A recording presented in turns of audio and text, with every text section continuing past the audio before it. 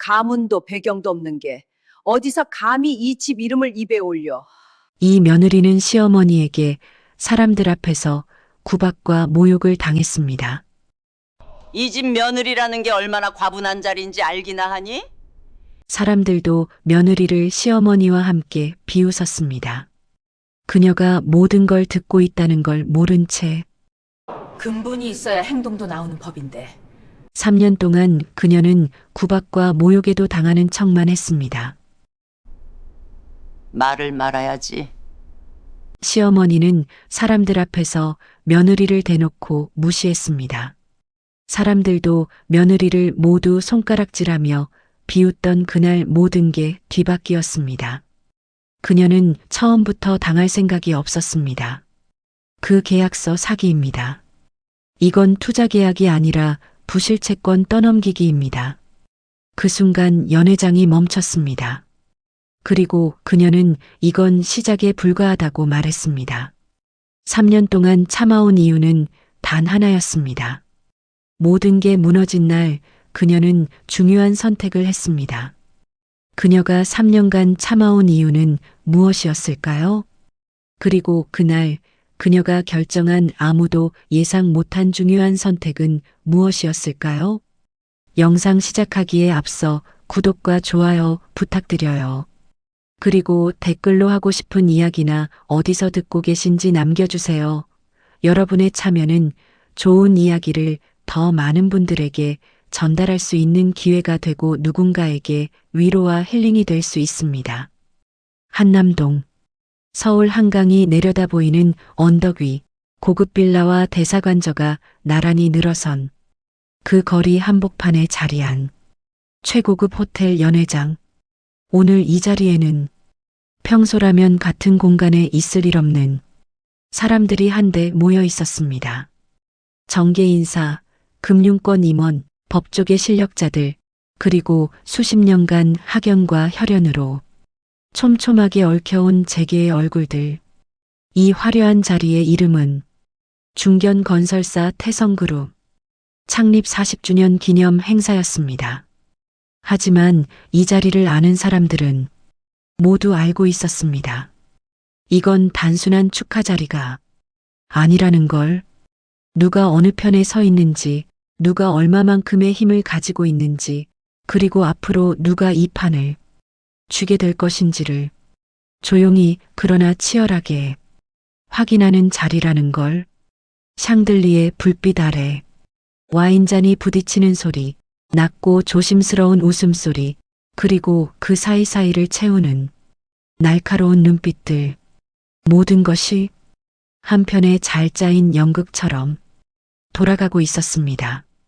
이 연회장에는 눈에 보이지 않는 규칙이 있었습니다. 말하지 않아도 지켜야 하는 규칙, 어기는 순간 모든 것을 잃는 규칙. 웃어야 할 때 웃고, 침묵해야 할 때 침묵하고, 고개를 숙여야 할 사람 앞에서는 반드시 고개를 숙이는 것. 그 규칙을 가장 잘 알고 있는 사람들이 가장 화려하게 빛나고 있었습니다. 그리고 그 연회장 한쪽 구석, 모든 시선이 알게 모르게 쏠리는 한 사람이 서 있었습니다. 박도윤의 아내, 태성그룹 장남의 며느리 윤아였습니다. 그녀는 화려한 연회장 안에서 오히려 더 수수하게 보였습니다. 튀지 않는 짙은 색의 원피스, 과하지 않게 정돈된 머리, 얇게 바른 듯 없는 듯한 화장.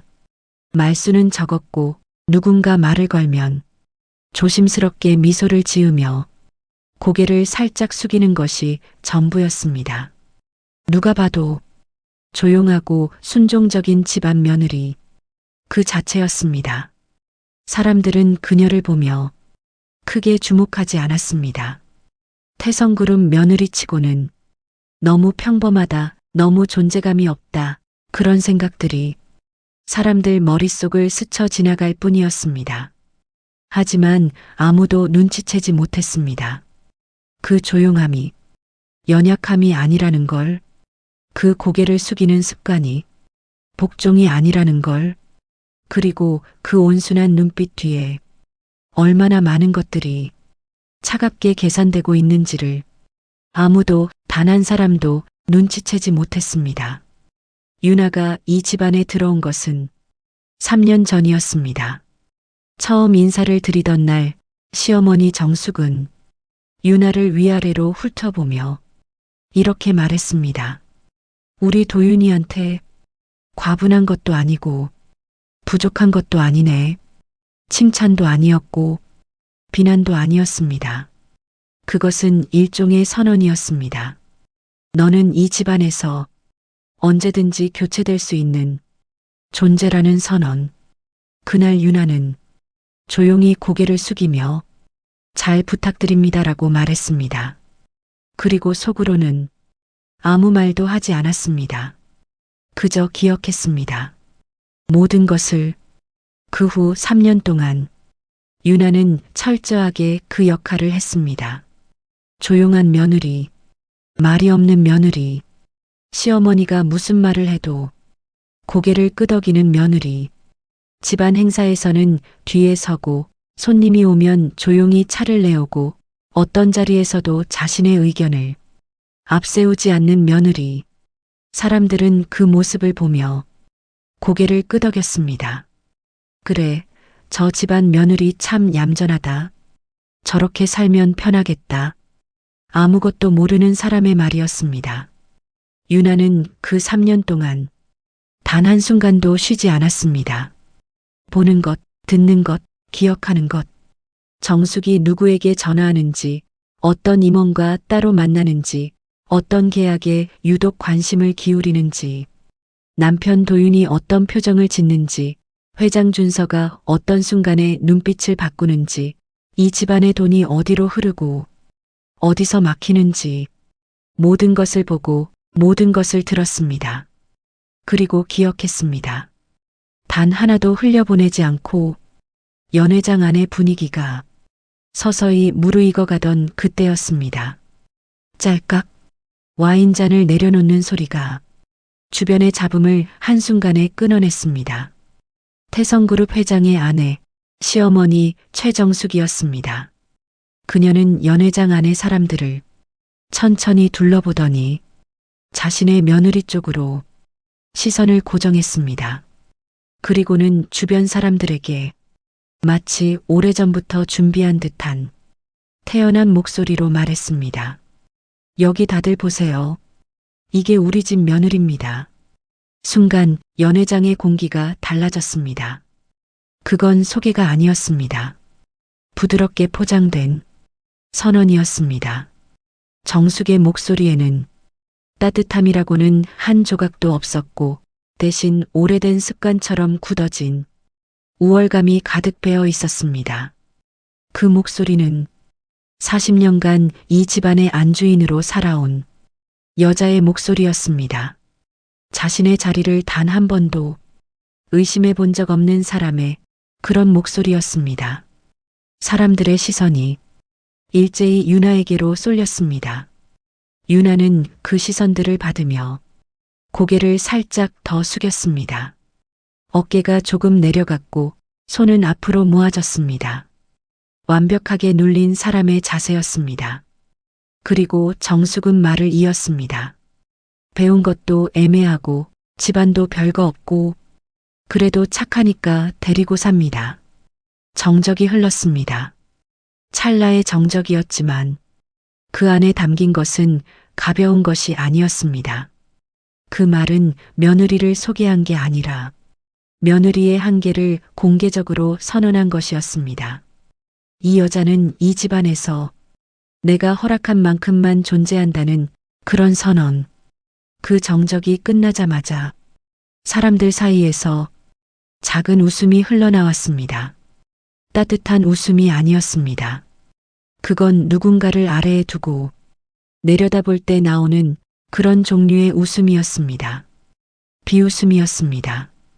유나는 고개를 더 숙였습니다. 가느다란 손가락이 살짝 떨리고 있었고 눈은 바닥을 향하고 있었습니다. 그 자리에 있는 누구도 감히 의심하지 못할 만큼 완벽하게 눌려있는 모습이었습니다. 무기력한 며느리, 시어머니에게 찍힌 여자, 이 화려한 자리에서 완전히 존재를 지워버린 사람. 모두가 그렇게 봤습니다. 그런데 바로 그 순간이었습니다. 사람들의 시선이 서서히 다른 곳으로 옮겨가던 그 찰나, 누구도 보지 못한 곳에서 아주 미세한 변화가 일어났습니다. 유나의 입꼬리가 거의 알아볼 수 없을 만큼 살짝 올라갔습니다. 눈은 여전히 아래를 향한 채로, 표정은 여전히 굳어 있는 채로, 하지만 분명히 그 입꼬리는 올라가 있었습니다. 그리고 그 순간 유나의 마음속에서 아무도 듣지 못하는 목소리가 조용히 흘러나왔습니다. 3년. 이 덫을 물게 하는데 딱 3년이 걸렸네요. 어머님. 그 목소리는 차갑지도 뜨겁지도 않았습니다. 오랫동안 기다려온 사람만이 가질 수 있는 그 고요한 확신, 그것만이 담겨 있었습니다. 연회장 안은 여전히 웃음소리와 대화소리로 가득했고 정숙은 이미 다른 사람에게로 시선을 옮긴 뒤였습니다. 아무도 눈치채지 못했습니다. 그 짧은 순간 이 연회장 안에서 진짜 무서운 일이 시작되고 있다는 걸. 잠시 후 행사의 본격적인 순서가 시작됐습니다. 오늘 이 자리의 핵심, 태성그룹의 미래를 좌우할 대형 재개발 사업, 투자 계약 체결이었습니다. 그 규모만 해도 수천억 원에 달하는 이 계약은 태성그룹이 앞으로 10년을 버텨낼 수 있는지 없는지를 결정짓는 분수령이었습니다. 이 계약 하나로 수백 명의 직원이 먹고 살 수 있는지, 수십 개의 협력사가 문을 열 수 있는지, 그리고 이 가문의 이름이 한남동에서 계속 불릴 수 있는지가 결정될 터였습니다. 임원들이 긴장한 표정으로 자리를 잡았고 회장 박준선은 무표정한 얼굴로 상석에 앉았습니다. 그리고 무대 한쪽에서 매끄러운 미소를 지으며 걸어 나온 사람이 있었습니다. 외부 투자자 대표 이강석이었습니다.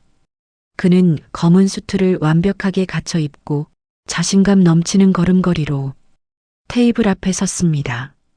그리고 아무렇지 않다는 듯 두툼한 계약서를 테이블 위에 부드럽게 펼쳤습니다. 그 손놀림 하나하나가 오랫동안 이 일을 해온 사람의 그것이었습니다. 능숙하고 자연스럽고 그래서 더 믿음이 가는 이 계약만 체결되면 태성그룹은 최소 10년은 안정됩니다. 그의 목소리는 낮고 부드러웠습니다. 확신에 차 있었고 신뢰감을 주도록 설계된 말투였습니다.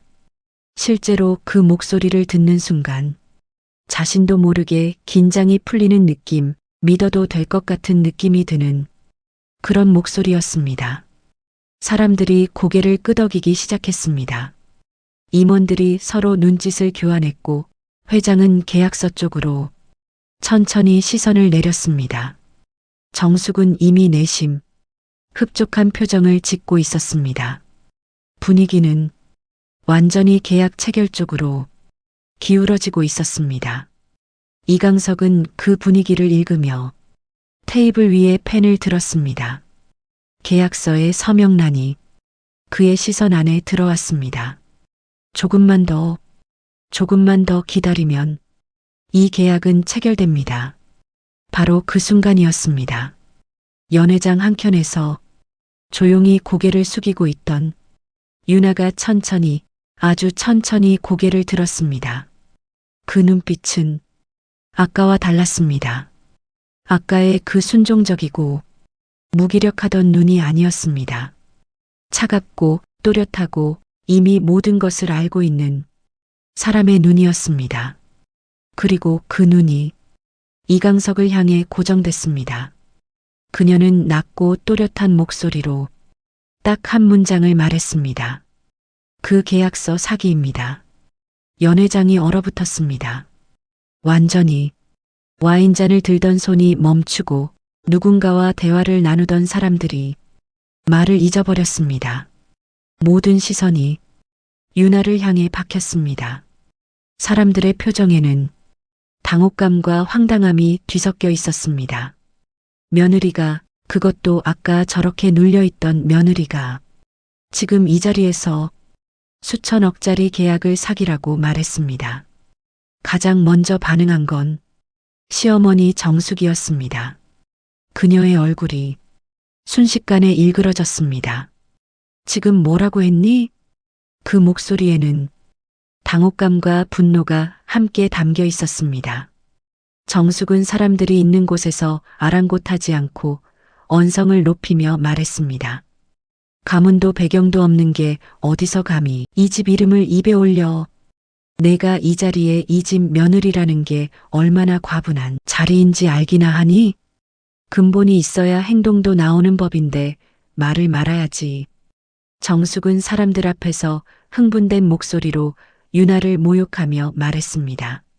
하지만 유나는 흔들리지 않았습니다. 한 발짝 앞으로 나오며 계약서를 정면으로 바라보았습니다. 그리고 말했습니다. 이 구조, 돈이 들어오는 게 아니라 빠져나가는 구조입니다. 그 말에 연회장 안이 다시 한번 술렁였습니다. 이건 단순한 무례가 아니었습니다. 수십억 대 인사들이 모인 자리에서 전문가들이 몇 달을 검토한 계약을 한 며느리가 정면으로 뒤집는 발언이었습니다. 이강석이 재빠르게 끼어들었습니다. 그의 표정은 여전히 부드러웠지만 눈 안에서 무언가가 빠르게 계산되고 있었습니다. 전문가도 아닌 분이 그런 말씀을 하시면 곤란합니다. 정중하게 포장된 말이었습니다. 하지만 그 안에 담긴 의미는 누구보다 유나가 잘 알고 있었습니다. 지금 당장 입을 닫으라는 경고였습니다. 유나는 그 경고를 똑바로 받아냈습니다. 그리고 멈추지 않았습니다. 이건 투자 계약이 아니라 부실채권 떠넘기기입니다. 그 말이 끝나는 순간이었습니다. 이강석의 눈빛이 흔들렸습니다. 아주 짧은 순간이었습니다. 0.1초도 되지 않는 그 찰나. 하지만 그걸 본 사람이 있었습니다. 상석에 조용히 앉아있던 회장 박준서였습니다. 그는 아무 말도 하지 않았습니다. 표정도 바꾸지 않았습니다. 그저 천천히 유나를 바라봤습니다. 오랫동안 사람을 봐온 사람의 눈으로 수십 년간 재계에서 진짜와 가짜를 구별해온 그 눈으로, 그리고 그 눈 안에서 무언가가 조용히 바뀌었습니다. 저 며느리가 지금 무언가를 알고 있다. 절대 평범한 사람이 아니다. 그걸 알아봤습니다. 하지만 그 사실을 깨달은 건 회장 혼자만이 아니었습니다. 정숙은 이미 분노가 폭발 직전이었습니다. 그녀의 얼굴이 붉게 달아올랐고 손에 들고 있던 와인잔이 부들부들 떨리고 있었습니다. 그녀는 주변의 시선도 자신의 체면도 잊은 채 목소리를 높였습니다. 당장 나가. 어디서 이런 데서 입을 놀려. 그 말이 연회장 전체를 한 번 더 얼어붙게 만들었습니다. 사람들의 시선이 이번엔 정숙과 유나 사이를 왔다 갔다 하기 시작했습니다. 수치, 굴욕, 공개적인 망신, 그 모든 감정이 파도처럼 유나를 덮쳤습니다. 아니, 덮쳐야 했습니다. 보통 사람이라면 무너졌을 순간이었습니다. 고개를 숙이거나 눈물을 참거나 아니면 뒷걸음치거나. 그런데 유나는 달랐습니다. 한치도 흔들리지 않았습니다. 발은 그 자리에 단단히 서 있었고 눈빛은 여전히 또렷했습니다. 폭풍 한가운데 서 있는 나무처럼 이 모든 바람이 자신을 꺾을 수 없다는 걸 이미 알고 있는 사람처럼 그렇게 서 있었습니다. 그리고 아무도 듣지 못하는 곳에서 그 마음속 목소리가 다시 흘렀습니다. 이제 시작이에요. 이 집안은 오늘부터 무너집니다. 그날 밤이었습니다. 연회장의 소란이 끝나고 사람들이 하나둘 자리를 떠난 뒤 유나는 혼자 집으로 돌아왔습니다. 한남동 골목길을 혼자 걸어오면서 그녀는 한 번도 뒤를 돌아보지 않았습니다. 아무도 없는 거실, 불도 켜지 않았습니다. 그저 어둠 속에 조용히 서 있었습니다. 밖에서는 한강 위로 바람이 지나가는 소리가 들렸습니다. 그 소리를 들으며 유나는 숨을 한 번 크게 내쉬었습니다. 그리고는 천천히 가방을 내려놓고 그 안에서 파일 하나를 꺼냈습니다. 두툼하게 쌓인 서류들, 계약 구조도, 금융 흐름 분석표, 이름들이 빼곡히 적힌 관계도 오랫동안 모아온 자료들이었습니다. 3년 동안 조각조각 모아서 하나의 그림으로 완성한 자료들, 그리고 그 맨 위에 적힌 이름, 태성그룹, 그 아래 작은 글씨로 적힌 단어, 해체 계획서. 유나는 그 파일을 조용히 테이블 위에 올려놨습니다. 그때였습니다. 등 뒤에서 인기척이 느껴졌습니다. 남편 박도윤이었습니다. 그는 어둠 속에서 무표정한 얼굴로 유나를 바라보고 있었습니다. 언제부터 거기 서 있었는지 알 수 없었습니다. 평소와 다름없이 무관심한 듯한 말투로 한마디 했습니다. 오늘 너무 나갔어. 하지만 그의 시선은 유나의 얼굴이 아니라 테이블 위의 파일에 꽂혀 있었습니다. 그 눈빛, 무관심한 척하지만 사실은 오래전부터 알고 있었던 사람의 그 눈빛이었습니다. 잠시의 침묵이 흘렀습니다. 그리고 그가 다시 말했습니다. 그거 어디까지 준비했어? 방 안의 공기가 달라졌습니다. 그 질문은 단순한 물음이 아니었습니다. 나도 알고 있다는, 그러니 이제 숨기지 말라는 그런 신호였습니다. 유나는 남편을 바라봤습니다. 오랫동안 바라봤습니다. 그리고 아주 천천히 조용하게 웃었습니다. 당신이 생각하는 것보다 훨씬 오래전부터요. 정적이 흘렀습니다. 긴 묵직한 정적. 어둠 속에서 두 사람이 서로를 바라보고 있었습니다. 그리고 그 정적 속에서 도윤의 입꼬리가 아주 미세하게 올라갔습니다. 그의 마음 속에서도 조용한 목소리가 흘렀습니다. 드디어 시작이네. 그날 밤 한남동의 그 집 안에서 한 가문의 붕괴가 이미 시작되고 있었습니다. 그 붕괴는 우연이 아니었습니다. 누군가의 분노로 시작된 것도 아니었습니다. 3년 전부터 아무도 모르게 단 한 사람이 설계한 것이었습니다. 그리고 그 사람은 오늘 저녁 이 연회장에서 가장 눌려있는 것처럼 보였던 바로 그 며느리였습니다. 사람들은 그녀를 만만하다고 봤습니다. 배운 것도 애매하고 집안도 별거 없는 며느리라고 봤습니다. 그래서 방심했습니다. 그게 가장 큰 실수였습니다. 가장 조용한 사람이, 가장 멀리 보고 있을 때 가장 눌려있는 사람이, 가장 깊은 곳에서 준비하고 있을 때 그 사실을 눈치채지 못하는 것. 그것이 이 집안이 저지른 돌이킬 수 없는 실수였습니다. 그리고 이제 3년간의 준비가 하나씩 모습을 드러낼 시간이었습니다. 그날 밤 이후 태성그룹 내부는 눈에 보이지 않는 변화가 시작됐습니다. 겉으로는 아무 일도 없었습니다. 출근하는 임원들, 회의실을 오가는 직원들, 여전히 돌아가는 일상의 톱니바퀴들, 아무것도 달라진 것이 없어 보였습니다. 하지만 달라진 게 있었습니다. 사람들의 눈빛이었습니다. 연회장에서 그 장면을 목격한 사람들은 저마다 그날의 기억을 마음속 어딘가에 넣어두고 있었습니다. 겉으로는 꺼내지 않았지만 속으로는 계속 곱씹고 있었습니다.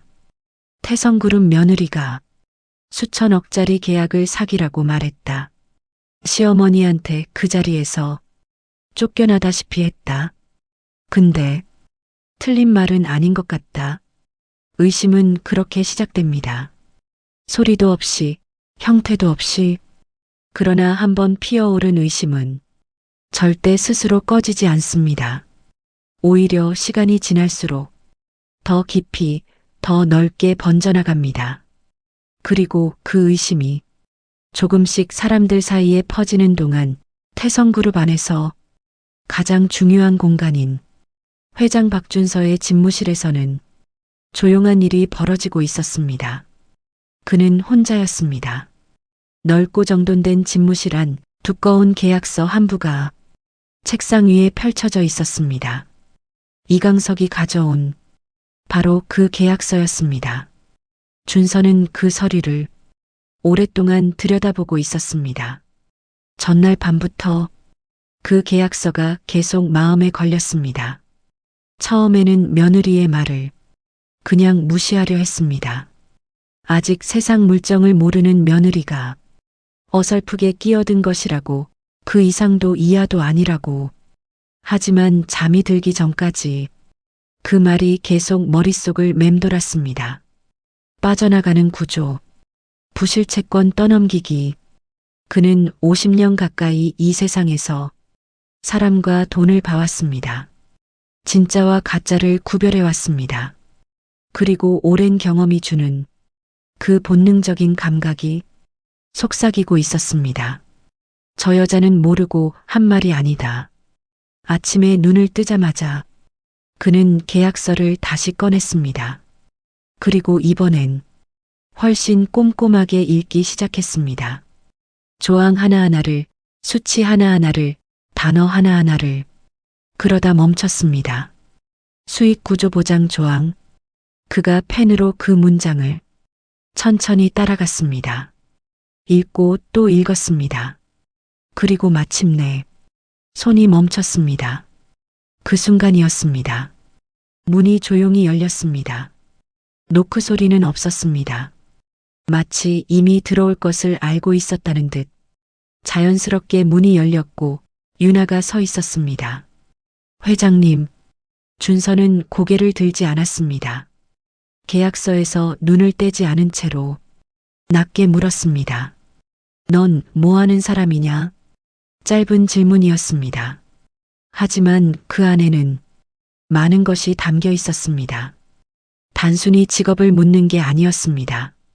너는 지금까지 내가 알던 그 며느리가 맞느냐? 라는 질문이었습니다. 윤아는 잠시 침묵했습니다. 그리고 말했습니다. 망한 회사 정리하는 사람입니다. 준서의 손이 멈췄습니다. 정리? 윤아는 조용히 고개를 끄덕였습니다. 살릴 수 있는 건 살리고 버려야 할 건 깔끔하게 자릅니다. 그 말은 회사 이야기가 아니었습니다. 가문 이야기였습니다. 이 집안 안에서 살아남을 수 있는 것과 잘려나가야 하는 것을 이미 구분해놨다는 말이었습니다. 준서는 그 말을 듣고 천천히 고개를 들었습니다. 그리고 처음으로 윤아를 제대로 봤습니다.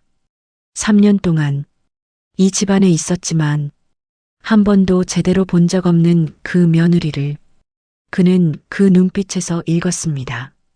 두려움이 없다. 계산이 있다. 그리고 결심이 있다. 이 며느리는 칼이다. 그것도 오래전부터 갈고 닦아온 칼. 집무실 방 같은 시각. 도윤은 자신의 서재에 앉아 있었습니다. 불은 꺼져 있었고 창문으로 한남동의 불빛이 어렴풋이 들어오고 있었습니다. 그의 손에는 작은 휴대폰 하나가 들려 있었습니다. 그는 누군가와 통화 중이었습니다. 목소리는 낮았고 말은 짧았습니다. 계획 시작됐다. 윤아가 움직였어. 상대방이 무언가를 말했습니다. 도윤은 잠시 침묵했습니다. 그리고 답했습니다. 아직은 몰라. 누가 먼저 배신할지. 그의 눈빛은 전혀 흔들림이 없었습니다. 이 상황을 걱정하는 것도 당황하는 것도 아니었습니다. 마치 오래전부터 이 순간을 기다려왔다는 듯한 그런 눈빛이었습니다. 통화를 끊고 도윤은 창밖을 바라봤습니다. 한강 위로 불빛들이 반짝이고 있었습니다. 그때였습니다. 문 밖에서 아주 미세한 소리가 났습니다. 발소리, 아주 조심스럽고 절제된 발소리. 도윤은 움직이지 않았습니다. 그 발소리가 멈추는 곳을 정확히 알고 있었습니다. 문 앞, 바로 거기서 멈출 것이다. 그리고 실제로 그랬습니다. 문 밖에서 발소리가 멈췄습니다. 유나였습니다. 두 사람은 문 하나를 사이에 두고 서로의 존재를 느꼈습니다. 열지 않는 문, 하지만 분명히 존재하는 서로. 그 묘한 정적 속에서 두 사람의 시선이 문을 통해 겹쳤습니다. 누가 먼저 상대의 진짜 정체를 확인할 것인가? 이 집안 안에서 이제 부부마저 서로를 의심하는 단계에 들어섰습니다. 며칠이 지났습니다. 그 사이 태성그룹 내부의 분위기는 더욱 조여들고 있었습니다. 임원들은 회의실에서 몇 번이나 계약건을 두고 논쟁을 벌였습니다. 어떤 사람은 말했습니다. 며느리의 말은 근거가 없다고. 전문가들이 검토한 계약을 아마추어가 뒤집을 수는 없다고. 하지만 어떤 사람은 침묵했습니다. 그 침묵은 동의도 아니었고 반박도 아니었습니다. 그건 더 무서운 것이었습니다. 의심이었습니다. 그런 분위기 속에서 이강석이 다시 나타났습니다. 이번엔 조용히 오지 않았습니다. 더 공격적이었고 더 자신 있는 표정이었습니다. 마치 지난번의 소동 따위는 이미 정리됐다고 선언하는 듯한 태도였습니다. 그는 정숙과 마주 앉아 차를 마시며 말했습니다. 그날 일은 실수였다고 들었습니다. 며느리분이 감정적으로 반응한 거라고. 정숙이 바로 고개를 끄덕였습니다. 그녀의 표정에는 안도감이 배어 있었습니다. 누군가 먼저 그 일을 없던 일로 만들어주기를 바라고 있었던 것처럼. 맞아요. 별거 아닙니다. 그 말이 끝나기 무섭게 방 안에서 다른 목소리가 들렸습니다. 아닙니다. 유나였습니다. 이강석과 정숙이 동시에 그쪽을 바라봤습니다. 언제부터 거기 있었는지 알 수 없었습니다. 하지만 그녀는 거기 있었습니다.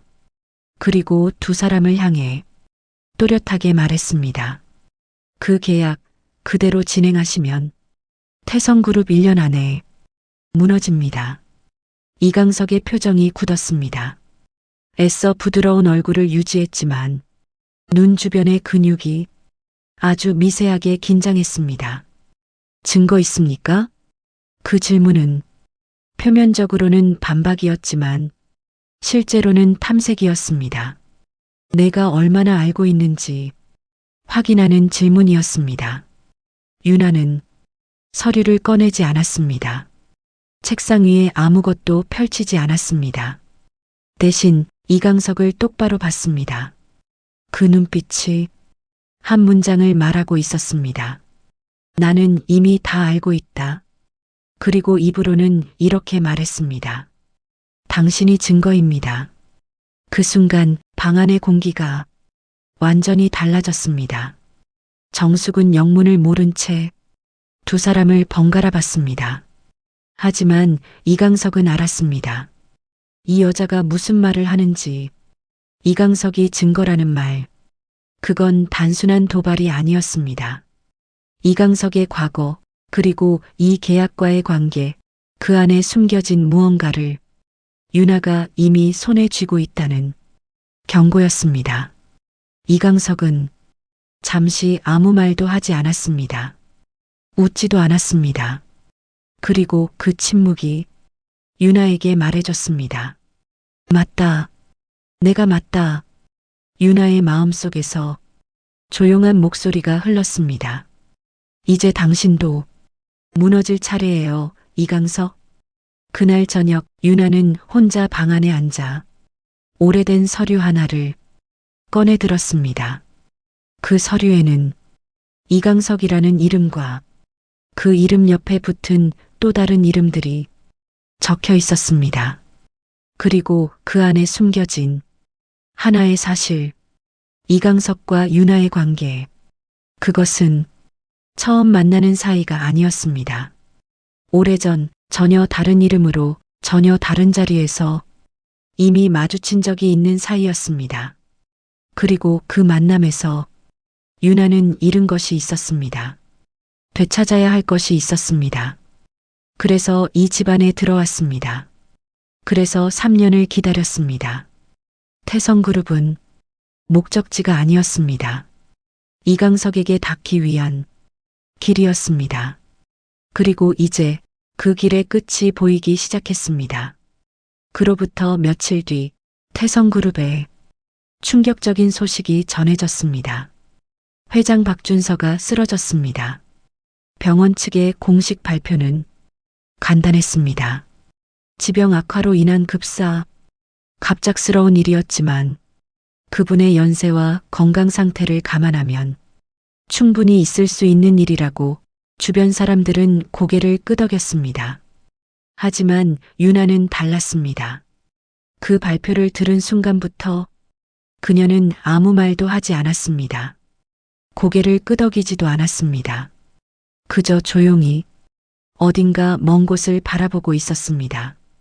그리고 그 눈 안에서 하나의 질문이 조용히 자라고 있었습니다. 정말 자연사인가? 장례식장은 겉으로는 슬픔으로 가득했습니다. 검은 옷을 입은 사람들, 하얀 국화꽃, 그리고 낮게 깔린 울음소리. 하지만 그 슬픔이 진짜인 사람이 얼마나 되는지는 아무도 알 수 없었습니다.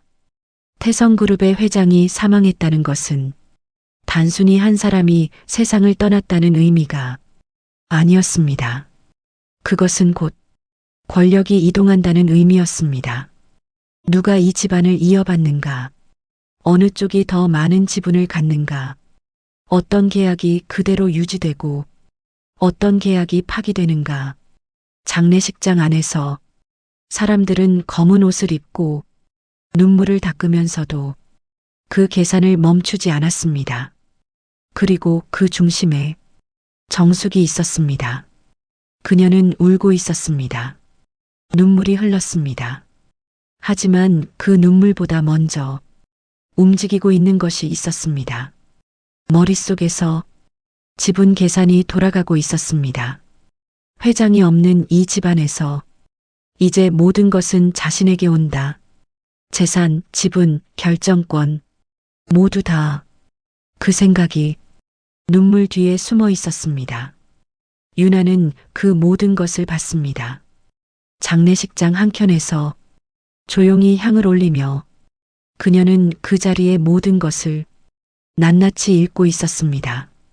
누가 얼마나 오래 앉아 있는지, 누가 누구에게 먼저 눈짓을 보내는지, 누가 조문객 목록을 유심히 들여다보는지, 그리고 마지막으로 준서의 영정 앞에 섰을 때 유나는 아주 작게, 거의 숨소리처럼 작게 중얼거렸습니다. 방조였네요. 그 말을 들은 사람이 있었습니다. 도윤이었습니다. 그는 유나 바로 옆에 서 있었습니다. 그 말을 듣는 순간 그의 눈빛이 달라졌습니다. 방조, 누가 방조를 했다는 말인가? 그는 묻지 않았습니다. 하지만 그 질문이 그의 마음속에서 밤새 잠들지 않았습니다. 그날 밤이었습니다. 도윤은 혼자 아버지의 서재에 들어갔습니다. 장례를 치르는 동안 아무도 들어가지 않은 공간이었습니다. 그는 불을 켜지 않았습니다. 어둠 속에서 아버지의 책상 앞에 섰습니다. 그리고 서랍을 열었습니다. 손이 가는 곳은 오래전부터 알고 있었습니다. 아버지가 중요한 것을 넣어두던 가장 아래 서랍, 그 안에 작고 낡은 수첩 하나가 있었습니다. 도윤은 그 수첩을 꺼내 들었습니다. 손이 조금 떨렸습니다. 창문으로 들어오는 희미한 달빛에 수첩을 비추며 읽기 시작했습니다. 아버지의 글씨였습니다. 오래된 기록들, 날짜별로 적힌 짧은 메모들, 그리고 마지막 페이지. 이강석 위험하다. 정숙 이미 넘어갔다. 도윤의 손이 멈췄습니다. 이미 넘어갔다. 그 문장이 가슴을 파고들었습니다. 어머니가 이미 이강석 편으로 넘어갔다는 말. 아버지는 알고 있었습니다. 그리고도 막지 못했습니다. 아니, 막으려 했던 걸까요? 아니면 막지 못하도록 누군가가 막은 걸까요?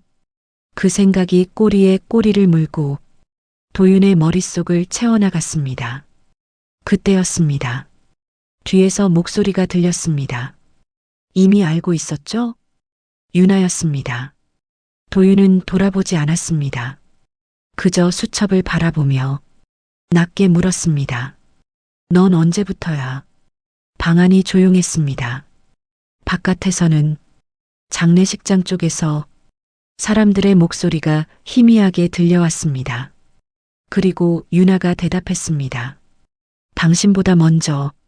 그 말이 떨어지는 순간 두 사람 사이의 공기가 완전히 바뀌었습니다. 이제 숨기는 단계는 끝났습니다.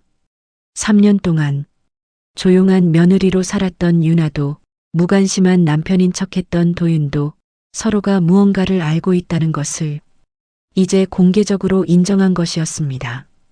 도윤은 수첩을 천천히 덮었습니다. 그리고 처음으로 유나를 향해 돌아섰습니다. 아버지 죽음, 자연사가 아닌 거 알아? 유나는 대답하지 않았습니다. 대신 그의 눈을 바라봤습니다. 그 눈빛이 대답이었습니다. 알고 있다. 그리고 그것뿐만이 아니라 훨씬 더 많은 것도 알고 있다. 도윤은 긴 숨을 내쉬었습니다. 오랫동안 혼자 견디던 것들이 한꺼번에 무너지는 것 같았습니다. 어디까지 알아? 유나는 잠시 침묵했습니다. 그리고 조용히 말했습니다. 이강석이 이 집안에 처음 접근한 날부터입니다. 도윤의 눈이 흔들렸습니다. 그건 오래전 일이었습니다. 태성그룹이 처음 작은 문제를 겪기 시작할 무렵 이강석이라는 남자가 마치 구원자처럼 나타났던 그 시절, 그때부터 유나가 알고 있었다는 말이었습니다. 그 남자가 누군지 알아? 도윤이 물었습니다. 유나는 고개를 끄덕였습니다. 압니다. 그리고 덧붙였습니다. 당신보다 훨씬 자세하게. 그날 밤 두 사람은 오랫동안 마주 앉아 이야기를 나눴습니다. 3년간 쌓인 말들이 조금씩 흘러나왔습니다. 도윤이 혼자 알고 있던 것들, 유나가 혼자 모아온 것들, 그 두 가지가 합쳐지자 전혀 다른 그림이 나왔습니다. 더 크고 더 무겁고 더 위험한 그림이. 이 집안이 무너져가고 있는 것은 경영 실패 때문이 아니었습니다. 누군가가 이 집안을 무너뜨리고 있었습니다. 의도적으로, 체계적으로, 그리고 그 중심에 이강석이 있었습니다. 그리고 정숙이 있었습니다. 그리고 준서는 그것을 알면서도 막지 못했습니다. 아니, 막으려 하다가 결국 쓰러진 것일지도 모릅니다. 도윤은 주먹을 쥐었습니다. 유나는 그것을 보며 조용히 말했습니다. 분노는 나중에 해도 됩니다. 지금은 움직일 때입니다. 도윤이 유나를 봤습니다. 3년 동안 한 번도 제대로 보지 못했던 그 얼굴을. 그리고 깨달았습니다. 이 여자는 처음부터 이 집안에 다른 이유로 들어온 게 아니다. 목적이 있었다. 그리고 그 목적을 위해 3년을 버텼다. 나한테도 뭔가 숨기고 있어? 도윤이 물었습니다. 유나는 잠시 생각했습니다. 그리고 솔직하게 말했습니다. 있습니다. 하지만 지금 말할 수는 없어요. 왜? 당신이 어느 편인지 아직 확인이 안 됐으니까요. 도윤은 그 말에 화를 내지 않았습니다. 오히려 작게 웃었습니다. 그거 나도 마찬가지야. 두 사람은 서로를 바라봤습니다. 부부이지만 아직 서로를 완전히 믿지 못하는 두 사람. 같은 방향을 보고 있지만 아직 손을 잡지 못한 두 사람. 그런데 그 어색하고 불완전한 관계가 이 집안을 무너뜨리는 가장 강력한 무기가 될 수 있다는 것을 그 순간 두 사람 모두 직감하고 있었습니다. 박준서 회장이 떠난 후 태성그룹은 표면적으로는 여전히 돌아가고 있었습니다. 빌딩은 그 자리에 서 있었고 직원들은 출근을 했으며 거래처와의 계약도 아직 유지되고 있었습니다. 하지만 내부는 이미 완전히 달라져 있었습니다. 회장이라는 중심이 사라지자 그 주변에 붙어 있던 모든 것들이 흔들리기 시작했습니다. 힘의 균형이 깨졌습니다. 그리고 힘의 균형이 깨진 자리에서는 반드시 전쟁이 시작됩니다. 조용하게 그러나 잔인하게 유나는 그것을 알고 있었습니다. 그래서 움직였습니다. 그녀의 방식은 직접적이지 않았습니다. 정면으로 공격하지 않았습니다. 대신 이 집안 안에 있는 사람들이 서로를 공격하게 만들었습니다. 그것이 유나의 방식이었습니다. 불을 지르는 게 아니라 이미 타오를 준비가 된 곳에 작은 불씨 하나를 떨어뜨리는 것. 그 불씨가 어디서 왔는지는 아무도 알지 못하게 준비는 오래전부터 돼 있었습니다. 3년 동안 모아온 자료들이 이제 제 역할을 할 시간이었습니다. 가장 먼저 움직인 건 큰아들 박도연이었습니다. 회장의 장남, 도윤의 형. 그는 아버지가 돌아가신 후 당연히 자신이 이 집안을 이끌어야 한다고 생각하고 있었습니다. 그런 그에게 어느 날 밤 익명의 메일 하나가 도착했습니다. 내용은 간단했습니다. 작은아들 박도연의 차명 계좌, 태성그룹 자금으로 운영된 해외 투자네요. 그것이 아버지 몰래 수년간 이루어졌다는 증거들. 도연은 그 메일을 읽으며 손이 떨렸습니다. 이게 사실이라면, 아니, 설령 사실이 아니더라도 이런 내용이 외부로 흘러나가면 자신의 입지는 끝입니다. 그는 밤새 잠을 이루지 못했습니다. 다음 날 아침 그가 가장 먼저 한 일은 동생을 찾아가는 것이었습니다. 같은 시각 작은아들 박도준에게도 메일이 하나 와 있었습니다. 형의 탈세 증거, 어머니 정숙과 함께 몰래 진행한 부동산 거래네요. 그 안에서 형이 혼자 이익을 챙긴 방식. 도준 역시 그 내용에 치를 떨었습니다. 형이 자신의 몫을 가로챘다는 것, 그리고 어머니도 그것을 알면서 모른 척했다는 것. 두 사람은 거의 같은 시각에 서로를 향해 걸어가고 있었습니다. 그리고 마주쳤습니다. 당신이 그 돈 빼돌렸지. 형님이나 잘하세요. 처음에는 낮은 목소리였습니다. 하지만 몇 마디가 오가지 않아 목소리가 높아졌습니다. 수십 년간 쌓인 감정들이 한꺼번에 쏟아지기 시작했습니다. 평소에는 체면 때문에 말하지 못했던 것들, 아버지 앞에서 참고 또 참았던 것들, 그 모든 것이 이제 상대를 향해 터져나왔습니다. 정숙이 달려왔습니다. 두 아들 사이에 끼어들며 목소리를 높였습니다. 그런데 그때 도연이 정숙을 향해 말했습니다. 어머니도 깨끗하지 않잖아요. 정숙의 얼굴이 굳었습니다. 지금 어미한테 무슨 소리야? 이강석한테 넘어간 거 아는 사람은 다 알아요. 그 말에 방 안의 공기가 완전히 달라졌습니다. 정숙의 표정에서 분노가 걷히고 그 자리에 두려움이 들어찼습니다. 도준도 가세했습니다.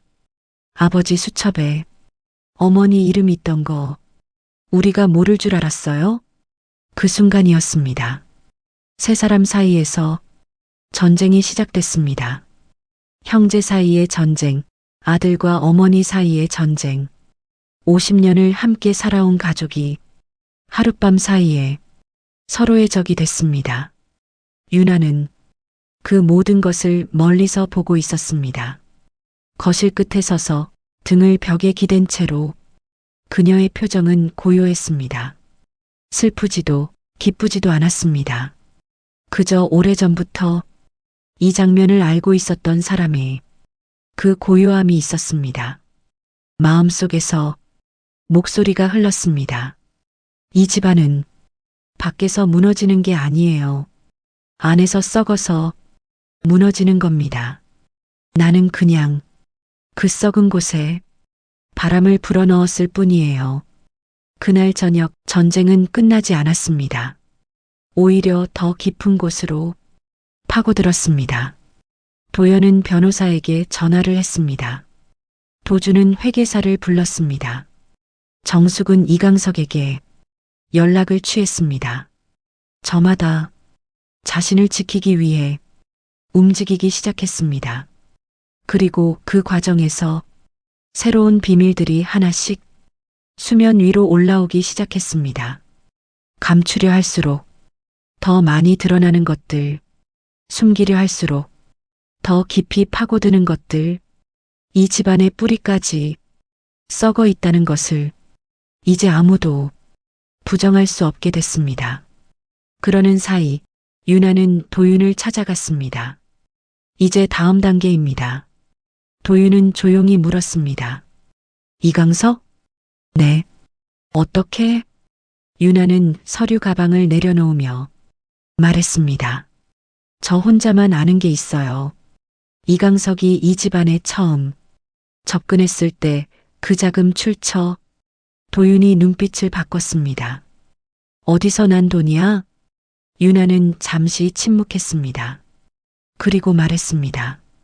제 아버지 회사에서 빠져나간 돈입니다. 그 말이 끝나는 순간 도윤은 처음으로 이 모든 일의 진짜 이유를 알게 됐습니다.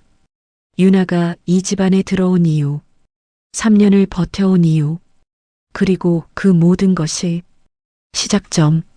그래서 들어온 거야. 이 집에 유나는 대답하지 않았습니다. 하지만 그 침묵이 대답이었습니다. 도윤은 오랫동안 그녀를 바라봤습니다. 그리고 처음으로 진심으로 말했습니다. 같은 편 할게. 그 말에 유나가 처음으로 힘이 빠진 눈으로 그를 바라봤습니다.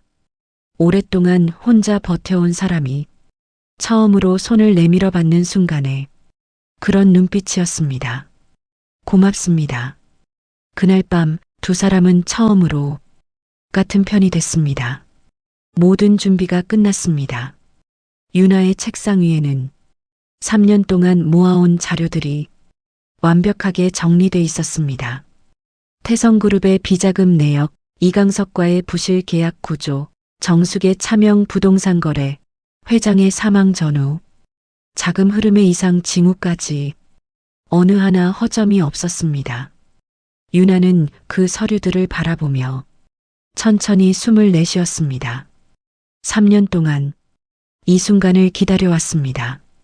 단 한 번도 포기하고 싶다는 생각을 하지 않은 건 아니었습니다. 시어머니에게 눌릴 때, 사람들의 비웃음을 받을 때, 이 집안의 일원인 척 연기를 해야 했던 매일의 밤들. 하지만 그때마다 유나는 하나의 얼굴을 떠올렸습니다. 아버지의 얼굴. 이강석에게 모든 것을 빼앗기고 무너져간 그 얼굴. 그 기억이 유나를 여기까지 오게 했습니다. 그리고 이제 그 기억에 응답할 시간이었습니다. 유나는 도윤을 불렀습니다.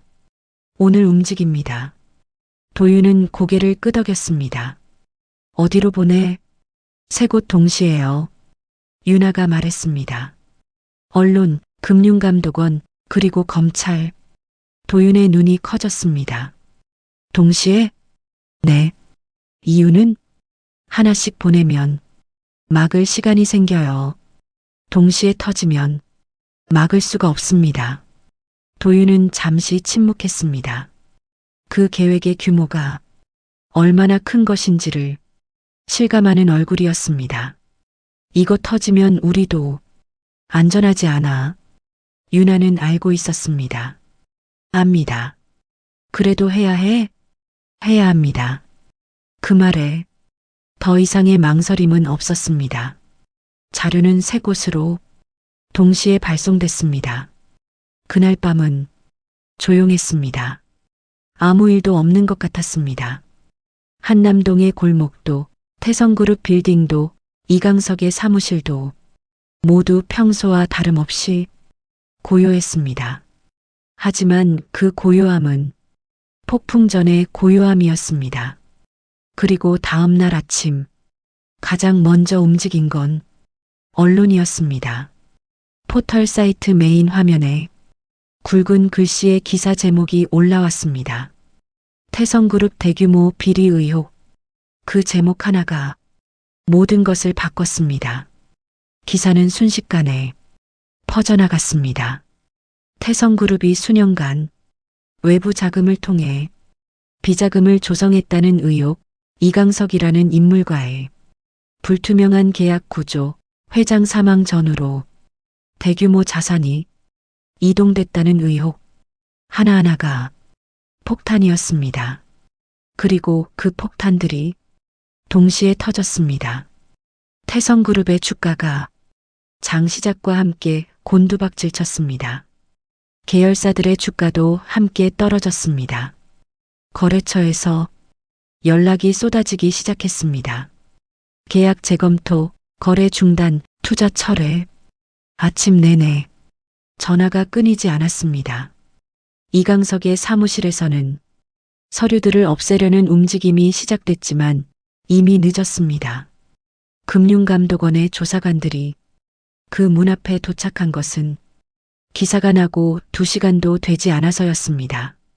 태성그룹 본사에도 검찰의 연락이 닿았습니다. 정숙은 그 소식을 듣고 처음에는 믿지 않았습니다. 아니, 믿고 싶지 않았습니다. 그녀는 이강석에게 전화를 걸었습니다. 하지만 이강석은 받지 않았습니다. 2번, 3번, 10번을 더 걸었습니다. 받지 않았습니다. 그때서야 정숙은 무언가가 무너지고 있다는 것을 실감했습니다. 그녀가 믿었던 사람이 지금 이 순간 자신을 버리고 있다는 것을. 그 순간 윤아가 방 안으로 들어왔습니다. 정숙은 그녀를 보자마자 직감했습니다. 너야? 목소리가 떨렸습니다. 분노인지 두려움인지 아니면 무너지는 사람이 내는 마지막 소리인지 알 수 없었습니다. 너 대체 왜 이러는 거야? 그 말에는 온갖 감정이 뒤섞여 있었습니다. 3년간 이 집안에서 며느리라고 부르며 데리고 살았던 사람, 별거 없는 집안 출신이라고 공개적으로 비웃었던 사람, 착하니까 데리고 산다고 사람들 앞에서 선언했던 사람, 그 사람이 지금 자신의 집안을 이렇게 만들었다는 것. 윤아는 처음으로 정숙을 똑바로 봤습니다. 그동안은 항상 고개를 숙이고 봤습니다. 하지만 이제는 달랐습니다. 같은 눈높이에서 같은 눈빛으로 그리고 말했습니다. 이제 시작이에요. 정숙의 얼굴이 굳었습니다. 이제 시작이라는 말, 지금 이 모든 것이 겨우 시작이라는 말, 그 말의 무게가 정숙의 2 어깨를 짓누르기 시작했습니다. 그날 저녁 태성그룹의 비상 이사회가 열렸습니다. 하지만 이미 결론은 나 있었습니다. 회장이 없고 대규모 비리 의혹이 터진 상황에서 이 회사를 지킬 수 있는 방법이 없었습니다. 임원들은 저마다의 살 길을 찾기 시작했습니다. 일부는 사직서를 냈습니다. 일부는 검찰에 자진 출두를 결정했습니다. 그리고 일부는 윤아를 찾아왔습니다. 살려줄 수 있습니까? 그 물음에 윤아는 단호하게 말했습니다.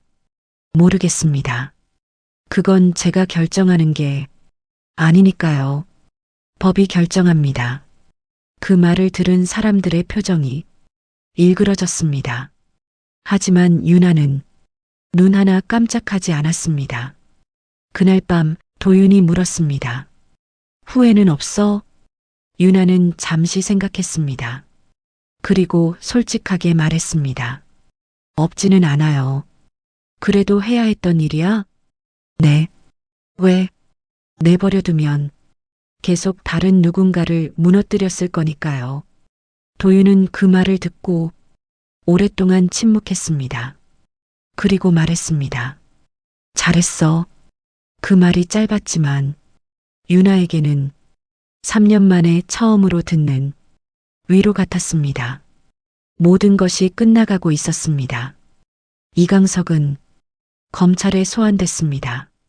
오랜 세월 동안 부드러운 미소와 자신감 있는 말투로 수많은 사람들을 속여온 그 남자가 이제 굳은 얼굴로 검찰청 계단을 올라가고 있었습니다. 카메라 플래시가 터졌습니다. 불과 2달 전만 해도 이강석은 이 도시에서 가장 여유로운 사람이었습니다. 한남동 최고급 호텔 연회장에서 수천억짜리 계약서를 테이블 위에 펼치던 그 남자, 능숙하고 자연스럽고 그래서 더 믿음이 가는 그 미소를 가진 남자. 하지만 지금 이 순간 그 미소는 없었습니다. 검찰청 앞에 몰려든 취재진의 카메라 앞에서 이강석은 고개를 숙였습니다. 평소라면 절대 하지 않았을 행동이었습니다. 항상 정면을 바라보고 항상 당당하게 걸어왔던 그 남자가 지금은 카메라를 피하고 있었습니다. 플래시가 쏟아졌습니다. 기자들의 질문이 사방에서 날아들었습니다. 태성그룹 사기 혐의 인정하십니까? 피해자들에게 한마디 해주십시오. 윤철수 씨 회사 자금 빼돌린 것 사실입니까? 이강석은 아무 말도 하지 않았습니다. 변호사가 옆에서 지금은 답변 드리기 어렵습니다라고 대신 말했습니다. 이강석이 이 자리에 오기까지 검찰이 확보한 혐의는 한두 가지가 아니었습니다. 태성그룹을 통한 부실채권 떠넘기기, 투자 명목으로 끌어모은 수십억 원의 사기, 윤철수의 회사에서 빼돌린 자금의 흐름, 그리고 준서 회장의 사망 전후로 움직인 수상한 자산 이동까지 하나하나가 모두 이강석을 향하고 있었습니다. 수사관들이 그의 사무실을 압수수색했을 때 서랍 안에서 나온 것들이 있었습니다. 수십 개의 차명 계좌, 피해자들의 서명이 담긴 계약서들, 그리고 이미 해외로 빠져나간 자금 내역. 치밀하게 숨겨뒀지만 결국 다 나왔습니다. 감추면 감출수록 더 많이 드러나는 법이었습니다. 이강석이 처음 사기를 시작한 것은 20년 전이었습니다. 처음엔 작은 것이었습니다. 작은 투자 사기, 작은 계약 위반. 하지만 걸리지 않았습니다. 그러자 더 커졌습니다. 더 대담해졌습니다. 더 정교해졌습니다. 한번 성공하면 다음엔 더 크게. 그것이 이강석의 방식이었습니다. 그리고 그 방식으로 수십 명의 사람들이 무너졌습니다. 윤철수처럼 평생 정직하게 살아온 사람들이 그 정직함 때문에 오히려 당한 것이었습니다. 사람을 믿는 것이 약점이 되는 세상을 이강석은 너무나 잘 알고 있었습니다. 그리고 그것을 철저하게 이용했습니다. 하지만 20년간 단 한 번도 걸리지 않았던 그가 이번엔 달랐습니다. 태성그룹 연회장에서 한 며느리가 고개를 들지 않았더라면, 그 자리에서 입을 열지 않았더라면, 3년 동안 혼자 모든 것을 모으지 않았더라면, 이강석은 이번에도 유유히 빠져나갔을 것입니다. 하지만 윤아가 있었습니다. 그것이 달랐습니다. 검찰청 계단을 오르는 이강석의 뒷모습을 보며 그 자리에 있던 한 기자가 동료에게 작게 말했습니다. 저 사람 20년간 한 번도 안 잡혔대요. 동료가 답했습니다. 이번엔 잘못 건드린 거죠. 맞았습니다. 잘못 건드린 것이었습니다. 가장 만만해 보이는 사람을, 가장 조용한 사람을, 가장 눌려있는 사람을, 그 사람이 사실은 가장 오래, 가장 깊이 준비하고 있었다는 것을 이강석은 끝까지 몰랐습니다. 검찰청 문이 닫혔습니다. 플래시가 꺼졌습니다. 기자들이 하나둘 자리를 떴습니다. 그리고 그 자리에 아무것도 남지 않았습니다. 20년간 이 도시를 누비던 그 남자의 흔적이 이렇게 사라졌습니다. 그의 얼굴이 뉴스 화면에 가득 찼습니다. 태성그룹의 자산은 동결됐습니다. 계열사들은 하나씩 문을 닫거나 매각 절차에 들어갔습니다. 수십 년간 이 집안의 이름으로 서 있던 빌딩에서는 태성그룹 로고가 하나씩 떼어졌습니다. 그 로고가 떼어지는 장면을 윤아는 멀리서 바라봤습니다. 작업자들이 사다리를 올라가 로고의 볼트를 하나씩 풀었습니다.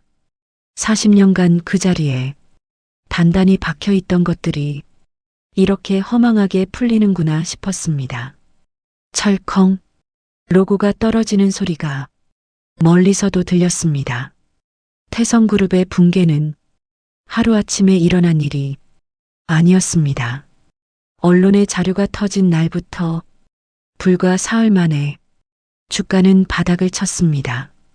오르는 데는 40년이 걸렸지만 무너지는 데는 사흘이면 충분했습니다. 거래처들이 먼저 움직였습니다. 수십 년간 함께 일해온 협력사들이 하나둘 연락을 끊었습니다. 의리가 없어서가 아니었습니다. 자신들도 살아야 했기 때문이었습니다.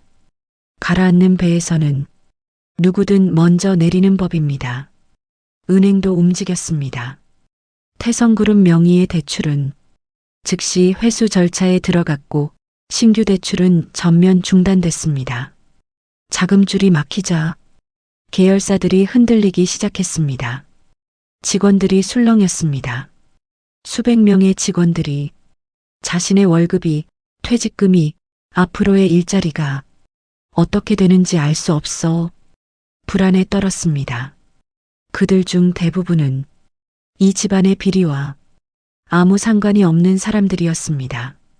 그저 이 회사에서 성실하게 일해온 사람들이었습니다. 윤아는 그것을 알고 있었습니다. 그래서 자료를 넘기기 전 가장 오래 고민했던 것이 바로 그 직원들이었습니다. 죄 없는 사람들이 피해를 입는 것, 그것이 가장 마음에 걸렸습니다. 하지만 윤아는 생각했습니다. 썩은 뿌리를 그대로 두면 결국 나무 전체가 죽는다고.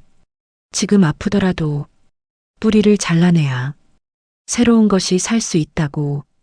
그 판단을 믿고 움직였습니다. 금융감독원의 조사가 시작되자 태성그룹의 계열사 5곳이 영업정지 처분을 받았습니다. 본사 임원들은 줄줄이 검찰에 소환됐습니다. 이강석은 잠적을 시도했지만 사흘을 버티지 못하고 결국 공항에서 붙잡혔습니다. 40년간 이 집안이 쌓아온 것들이 하나씩 하나씩 무너졌습니다. 화려한 연회장은 법원 경매에 넘어갔습니다. 임원들이 타던 고급 차량들은 압류 딱지가 붙은 채 주차장에 세워졌습니다. 정숙이 자랑스러워하던 한남동 본가도 가압류 처분이 내려졌습니다. 40년이라는 시간이 이렇게 무너지는데 걸린 시간은 단 열흘이었습니다. 싸는 데는 수십 년이 걸렸지만 무너지는 데는 열흘이면 충분했습니다. 그리고 그 열흘의 끝에서 태성그룹이라는 이름이 마지막으로 붙어 있던 곳 본사 빌딩 외벽의 로고가 지금 이렇게 떼어지고 있었습니다. 철컹 마지막 볼트가 풀렸습니다. 로고가 내려왔습니다. 40년간 그 자리를 지키던 태성그룹 세 글자가 바닥에 내려앉았습니다. 작업자들은 아무 말 없이 그것을 트럭에 실었습니다. 그리고 트럭은 천천히 사라졌습니다. 유나는 그 장면을 끝까지 바라봤습니다. 처음 이 집안에 들어오던 날 저 로고를 올려다보며 마음속으로 했던 말이 떠올랐습니다. 반드시 저 이름을 끝내겠다고. 그리고 지금 그 약속이 지켜졌습니다. 유나는 천천히 고개를 돌렸습니다. 더 이상 볼 것이 없었습니다. 이미 끝난 일이었으니까요. 아무 말도 하지 않았습니다. 그저 그 장면을 눈에 담았습니다. 3년 전 이 집안에 처음 들어오던 날 봤던 그 로고였습니다. 당시에는 얼마나 단단하고 얼마나 오래 갈 것처럼 보였는지. 하지만 결국 이 이름은 여기까지였습니다. 정숙은 그 며칠 동안 집 밖을 나오지 않았습니다. 전화도 받지 않았습니다. 오랫동안 이 집안의 안주인으로 군림해왔던 그 자리가 하루아침에 사라진 것이었습니다. 그녀를 찾아오는 사람도 더 이상 없었습니다. 아름다운 연회장에서 서로 와인잔을 부딪히며 웃던 사람들, 이 집안과 함께하면 이익이 된다고 생각했던 사람들 모두 떠났습니다. 그게 권력의 속성입니다. 있을 때는 모여들고 사라질 때는 아무도 남지 않는 마지막 날이 왔습니다. 그날 아침 집 앞에 대형 차량이 섰습니다. 법원 집행관들이 서류를 들고 들어왔습니다. 그리고 그 뒤로 사람들이 들어오기 시작했습니다. 오래된 족보, 집안의 현판, 수십 년간 쌓아온 기록들, 하나씩 하나씩 상자에 담기거나 트럭에 실렸습니다. 정숙이 달려나왔습니다. 이게 무슨 짓이야? 그 목소리는 처절했습니다. 오랫동안 이 집안을 지켜온 사람, 이 집안의 모든 것을 자신의 것이라 여겼던 사람의 그 비명이었습니다. 하지만 집행관들은 멈추지 않았습니다. 법원의 결정이었습니다. 그들은 단지 그 결정을 실행하는 것뿐이었습니다. 유나가 그 앞에 섰습니다. 그리고 서류 한 장을 정숙에게 건넸습니다. 법원 결정입니다. 태성 가문 명예 전부 말소. 정숙의 손에서 서류가 떨어졌습니다. 그 서류가 바닥에 떨어지는 소리가 너무나 작았습니다. 하지만 그 작은 소리 안에 담긴 것은 엄청났습니다. 이름이 사라진다는 것. 수십 년 동안 이 집안이 내세웠던 태성이라는 이름이 법적으로, 공식적으로 이 세상에서 지워진다는 것. 정숙이 무릎을 꿇었습니다. 그것은 항복이 아니었습니다. 무너진 것이었습니다.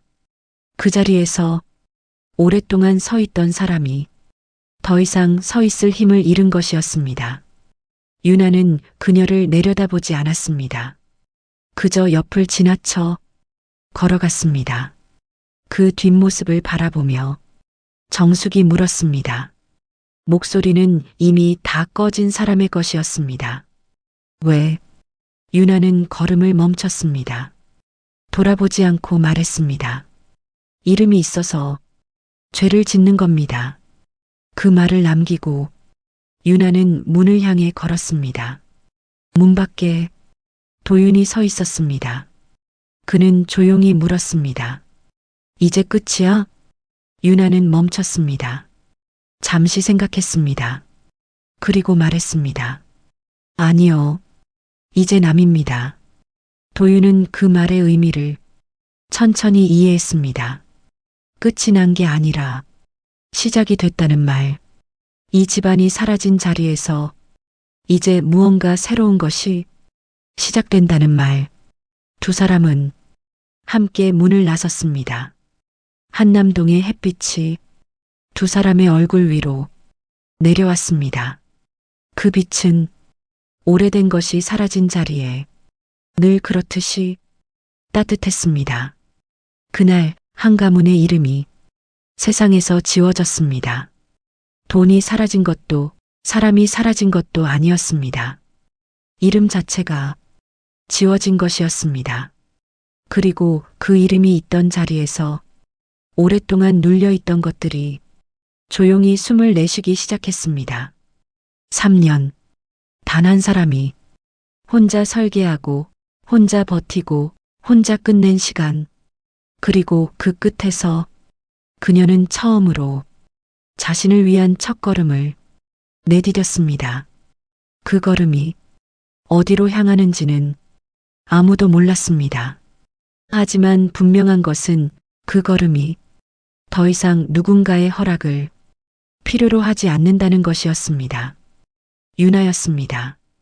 처음부터 끝까지 모든 것을 설계한 바로 그 며느리였습니다. 태성그룹이라는 이름이 세상에서 지워지고 난 뒤 한남동 그 집은 텅 빈 채로 남아 있었습니다. 화려했던 연회장도 손님을 맞이하던 넓은 거실도 족보가 걸려있던 서재도 모두 그대로였지만 그 안에 있어야 할 것들이 전부 사라진 공간이었습니다. 그 집에 혼자 남은 사람이 있었습니다. 최정숙이었습니다. 아들들은 각자의 법적 문제를 수습하느라 바빴고 이강석은 이미 그녀의 전화를 받지 않은 지 오래됐습니다. 40년 동안 이 집안의 안주인으로 살아온 여자가 처음으로 혼자가 됐습니다. 아침에 눈을 뜨면 차를 가져다 주는 사람이 없었습니다.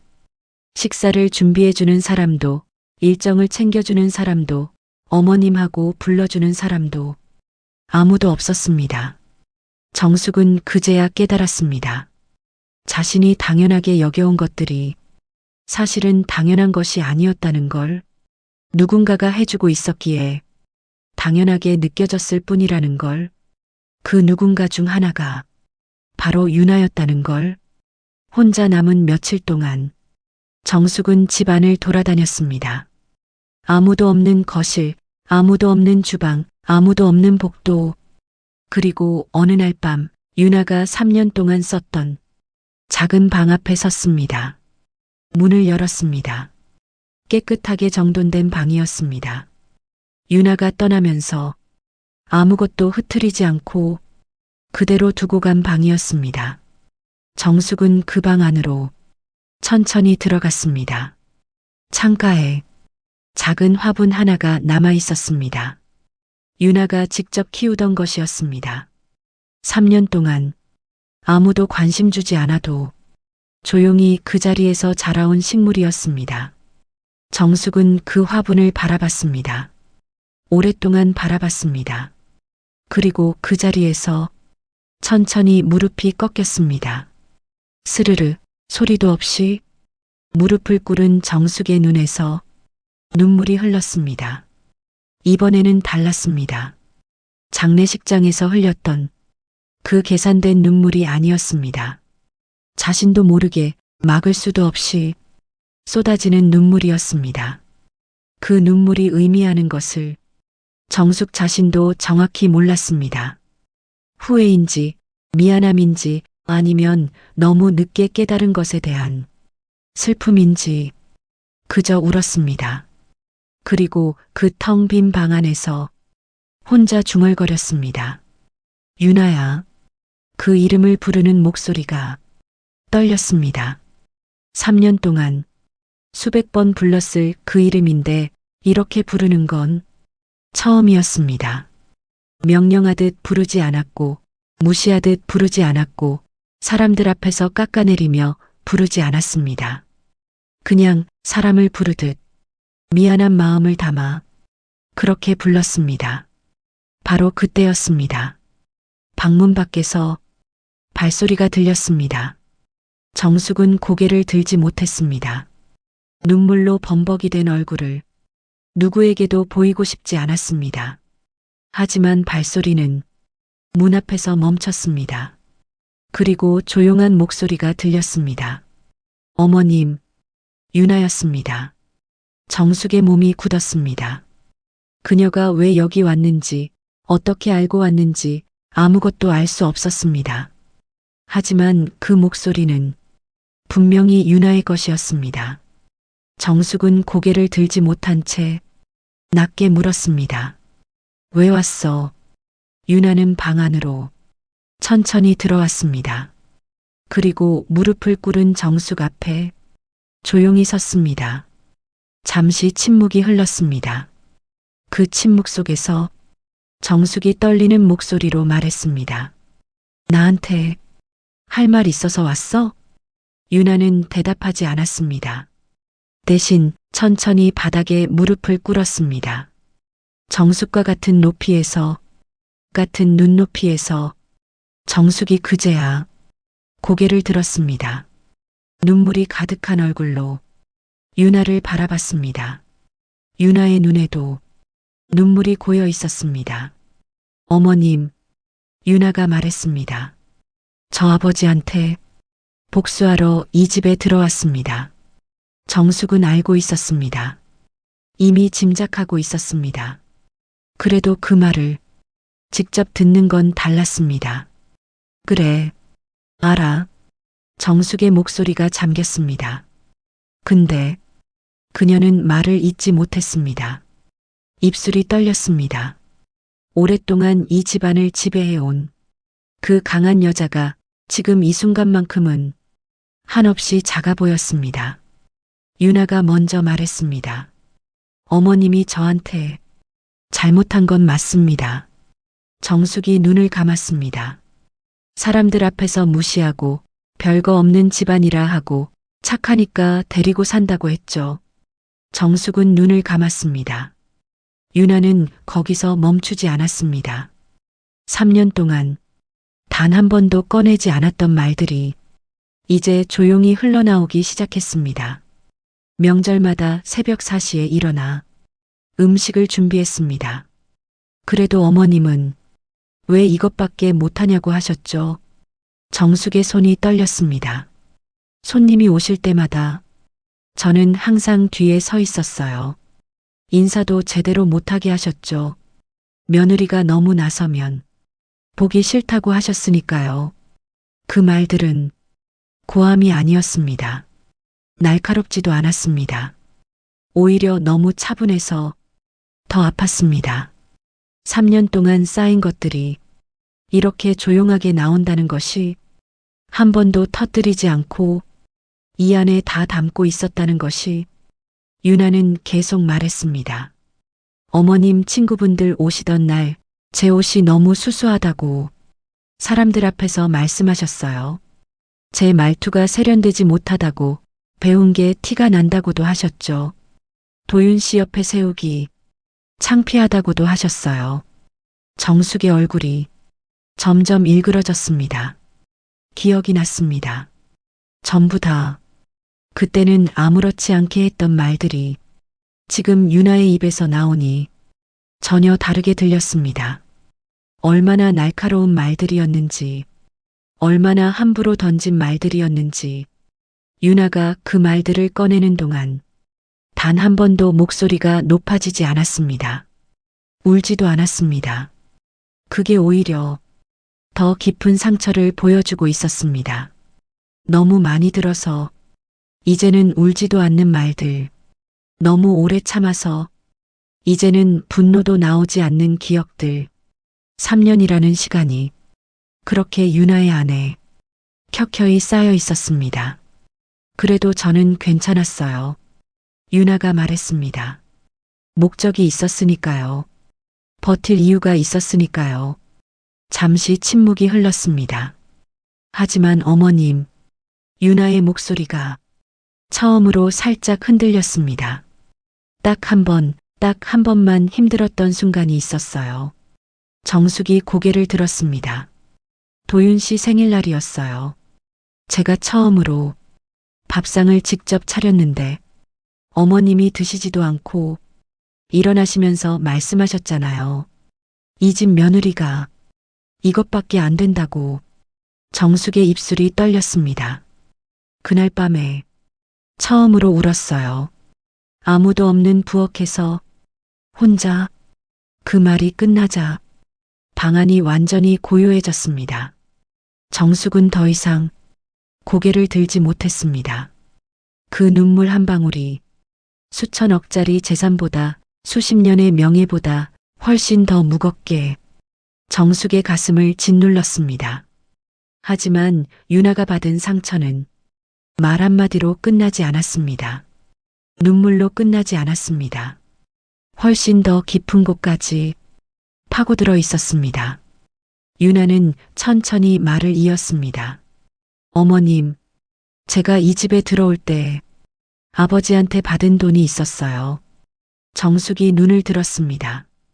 결혼 준비하면서 아버지가 마지막으로 모아준 5천만 원이었습니다.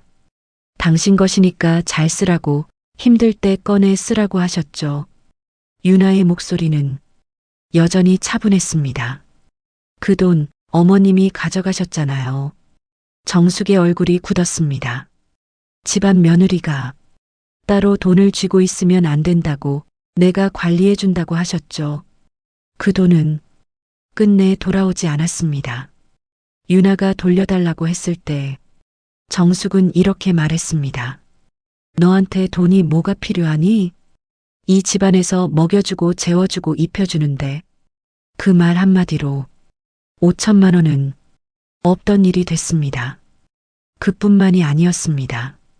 유나는 이 집안에서 새벽부터 밤까지, 명절이면 이틀씩 꼬박, 손님이 오면 며칠씩 내리 3년 동안 일했습니다. 하지만 단 한 번도 수고했다는 말을 듣지 못했습니다. 용돈이라는 것도 없었습니다. 필요한 것이 있으면 어머님께 말씀드리라고 했습니다. 정숙은 필요한 것이 있어서 말을 하는 며느리에게 때로는 사주면서도 생색을 내고 마음에 들지 않으면 사주지 않았습니다. 그 말은 곧 내 돈은 없다는 말이었습니다. 내 필요는 내가 결정한다는 말이었습니다. 유나가 미용실을 가려 해도, 친구를 만나러 가려 해도, 아버지 병원비를 보내려 해도 전부 정숙의 허락이 필요했습니다. 그리고 정숙은 자주 허락하지 않았습니다. 시집 온 여자가 친정에 돈을 보내면 안 되지. 그 말이 유나의 아버지가 제때 치료를 받지 못하게 만들었습니다. 유나가 이 집안을 무너뜨린 것은 단순한 감정이 아니었습니다. 말로 받은 상처만이 아니었습니다. 빼앗긴 것들이 있었습니다. 당연히 가져야 할 것들을 당연하지 않게 여기는 사람들 때문에 잃어버린 것들이 있었습니다. 돈, 시간, 자유, 그리고 아버지의 건강. 그 모든 것이 이 집안에서 사라졌습니다. 유나는 정숙을 바라보며 마지막으로 말했습니다. 어머님, 저는 어머님이 나쁜 사람이기만 해서 이 집안을 무너뜨린 게 아니에요. 잘못된 것은 잘못됐다고 해야 하니까요. 어머니, 저도 다시 돌아간다고 해도 같은 선택을 할 겁니다. 그게 어머님을 위해서도 저를 위해서도 맞는 일이었으니까요. 정숙은 그 말을 듣고 오랫동안 침묵했습니다. 반박하지 않았습니다. 부정하지 않았습니다. 그저 고개를 숙였습니다. 그리고 아주 작은 목소리로 말했습니다. 다 맞는 말이야. 다 내가 한 짓이야. 그 말이 이 방 안에서 오래도록 울렸습니다. 그 말들이 하나씩 정숙의 가슴에 박혔습니다. 당시에는 아무 생각 없이 한 말들이었습니다.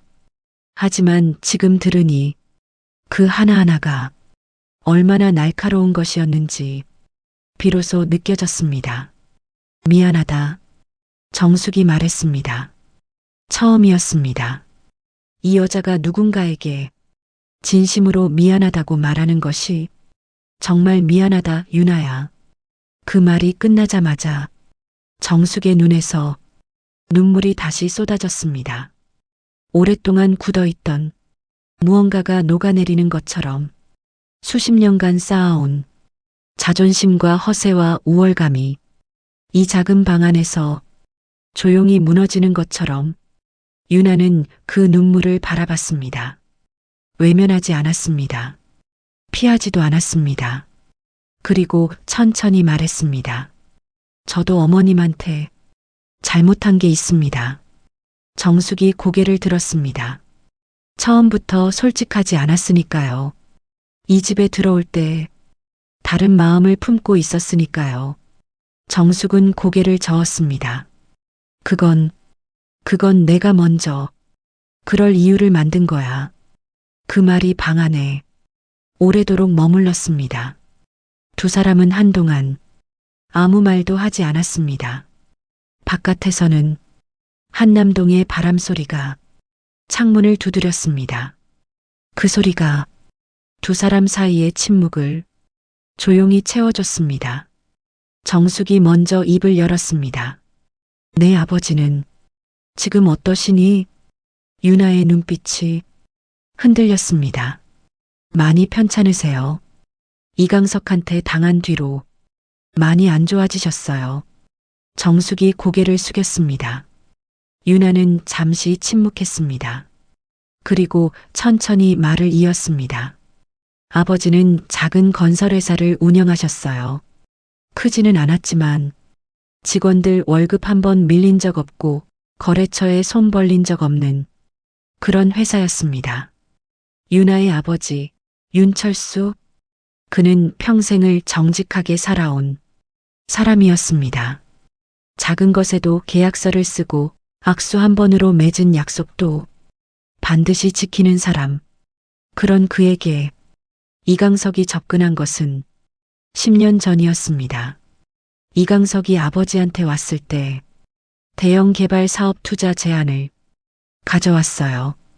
같이 하면 크게 남는다고, 이런 기회는 다시 없다고. 유나의 목소리가 조금 낮아졌습니다. 아버지는 믿으셨어요. 사람을 너무 믿는 분이셨으니까요. 이강석은 윤철수의 회사 자금을 투자금 명목으로 끌어갔습니다.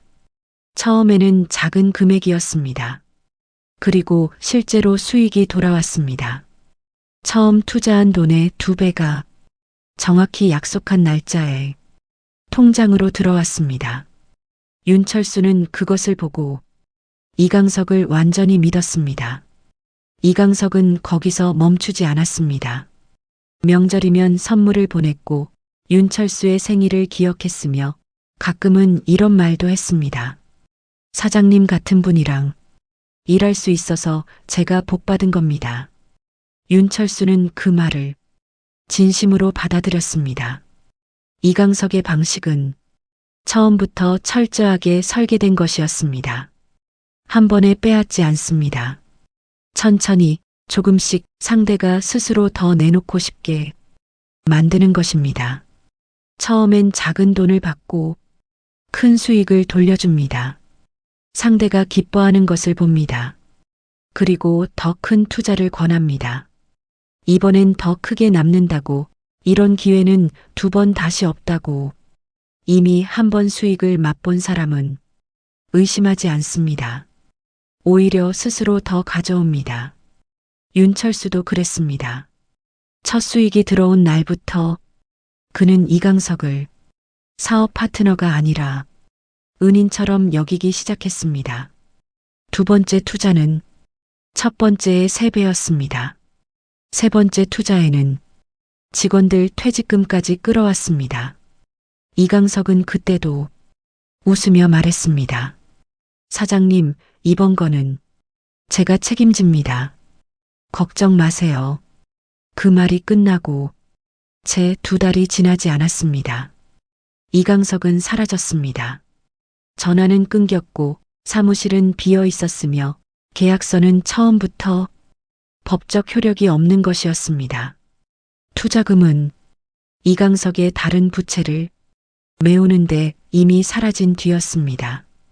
그제야 윤철수는 알았습니다. 처음 돌아온 수익도 사실은 자신의 돈이었다는 것을 믿게 만들기 위해 자신의 돈 일부를 자신에게 돌려준 것에 불과했다는 것을 처음부터 끝까지 철저하게 계획된 함정이었다는 것을 아버지가 그걸 아셨을 때 윤아가 말했습니다. 단 한마디도 못하셨어요. 그냥 그 자리에서 주저앉으셨어요. 평생 정직하게 살아온 사람이 정직함 때문에 당한 것이었습니다. 사람을 믿었기 때문에 모든 것을 잃은 것이었습니다. 그것이 윤철수를 진짜로 무너뜨린 이유였습니다. 돈을 잃은 것이 아니라 사람을 믿었던 자신의 마음이 짓밟혔다는 것이 그 상처가 몸까지 갉아먹었습니다. 결국 아버지 회사는 부도났어요. 평생을 정직하게 살아오신 분이었는데 단 한 사람 때문에 망가져 버렸어요. 윤아가 말했습니다. 직원들 월급도 못 줬고 퇴직금도 날아갔습니다. 아버지는 그게 너무 괴로우셔서 직접 직원들 찾아다니며 사과하셨어요. 빚을 지셔서라도 한 명 한 명 다 갚으려 하셨죠. 그 과정에서 윤철수의 몸이 무너졌습니다. 가진 것을 다 잃은 것보다 믿었던 사람에게 배신당한 것보다 자신 때문에 피해를 입은 직원들에 대한 죄책감이 그를 더 깊이 갉아먹었습니다. 결국 쓰러졌습니다. 그리고 그 뒤로 몸이 예전 같지 않았습니다. 아버지가 쓰러지시던 날 윤아의 목소리가 처음으로 크게 흔들렸습니다. 저 혼자 병원에 있었어요. 아무도 없었어요. 그 말이 끝나자 정숙은 더 이상 고개를 들지 못했습니다. 이강석이 빼돌린 돈이 어디서 왔는지 태성그룹으로 흘러들어온 그 자금의 출처가 어떤 사람의 평생이었는지를 이제 정숙도 똑똑히 알게 됐습니다. 정숙의 얼굴이 일그러졌습니다. 그것은 연민이었습니다. 오랫동안 잊고 살았던 그 감정이었습니다. 정숙이 말했습니다. 내가 이강석을 끌어들이지 않았더라면 그 말이 끝나기도 전에 목이 메었습니다. 자신이 이강석을 태성그룹에 소개한 것이 자신이었습니다. 좋은 사람이라고, 믿을 만한 사람이라고, 이 집안에 도움이 될 사람이라고 그 한 번의 판단이 얼마나 많은 것을 무너뜨렸는지, 윤아의 아버지가 얼마나 큰 것을 잃었는지 그것이 지금에야 선명하게 보였습니다. 어머님, 윤아가 말했습니다. 저는 이 집에 복수하러 들어왔지만 잠시 멈췄습니다. 3년 동안 살면서 윤아는 잠시 말을 멈췄습니다. 쉽게 나오는 말이 아니었습니다. 어머님이 이강석을 끌어들인 거 알고 한 거 맞죠? 정숙은 고개를 숙였습니다. 부정하지 않았습니다. 그래서 오랫동안 어머님이 그냥 나쁜 사람이라고 생각했어요. 윤아의 목소리가 조금 흔들렸습니다. 근데 그 욕심 뒤에 두려움이 있었다는 것도 봤어요. 이 집안이 무너질까봐, 자신의 자리가 사라질까봐, 그게 어머님을 잘못된 선택으로 밀어넣은 거라는 것도 잘못한 건 잘못한 거예요. 윤아가 말했습니다. 그건 변하지 않아요. 하지만 그 안에 어머님도 혼자 무서웠다는 거, 그건 이해해요. 윤아의 말이 끝났습니다. 방 안이 조용해졌습니다. 정숙은 그 말을 듣고 한동안 아무 말도 하지 못했습니다. 두려움, 그 단어가 가슴 안에서 오래도록 울렸습니다. 맞았습니다. 두려웠습니다. 항상, 언제나 끊임없이 이 집안이 흔들릴까봐, 재산이 사라질까봐, 권력이 손가락 사이로 빠져나갈까봐, 사람들 앞에서 세워온 명예가 한순간에 무너질까봐, 그 두려움이 평생 정숙을 움직이게 한 엔진이었습니다. 하지만 지금 모든 것이 실제로 사라진 자리에서 정숙은 처음으로 스스로에게 물었습니다. 재산이 사라지고 나서 가장 먼저 든 감정이 무엇이었는가? 권력이 사라지고 나서 가장 먼저 허전했던 것이 무엇이었는가?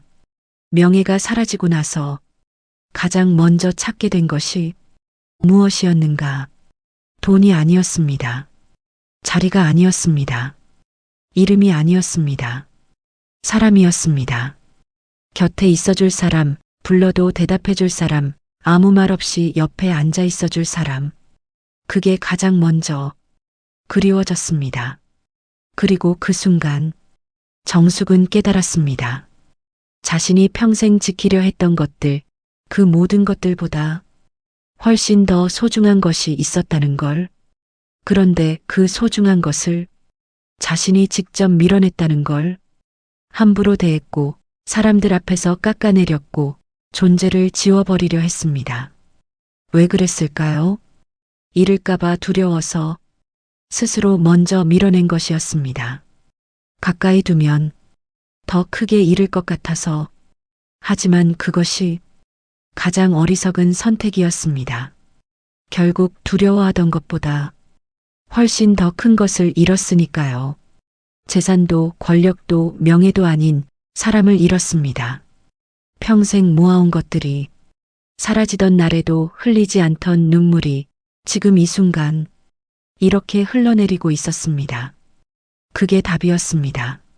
무엇이 진짜 소중한 것인지를 알려주는 답이었습니다. 그 말에 정숙의 눈에서 눈물이 흘렀습니다. 누군가 자신을 피해자로 봐준 것이 처음이었습니다.